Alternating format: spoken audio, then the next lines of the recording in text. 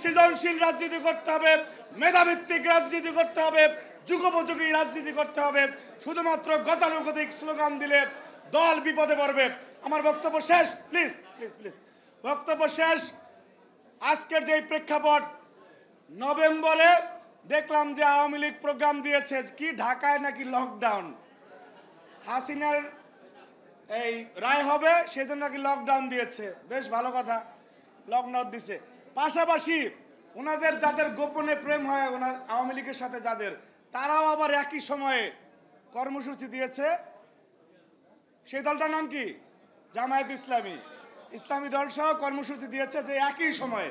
দেখেন, বাংলাদেশে একটি অস্থিরতা তৈরি করার জন্য গোপনে গোপনে যে আতাত রয়েছে, ৭১-এর পরাজিত শক্তি আর ২৪-এর পরাজিত শক্তি মিলে বাংলাদেশকে অনিবার্য বিপদের দিকে ঠেলে দিতে যাচ্ছে। এই ষড়যন্ত্র ছাত্রদল সজাগ থাকতে সফল হতে দেব না ইনশাআল্লাহ। এই নভেম্বরে অথবা ডিসেম্বরের প্রথম সপ্তাহে আগামী বাংলাদেশের অনিবার্য নেতৃত্ব, বাংলাদেশের সাধারণ মানুষ যার অপেক্ষায় আছে, সেই তারেক রহমান যেদিন বিমানবন্দরে নামবে সকল ষড়যন্ত্র ভেস্তে যাবে এবং বাংলাদেশ গণতন্ত্রের পথে মহাযাত্রা শুরু করবে। সেই যাত্রায় সবাই আমরা ঐক্যবদ্ধভাবে রাজপথে থাকবো, সজাগ থাকবো, সচেতন থাকবো, ষড়যন্ত্র রুখে দিব ইনশাআল্লাহ।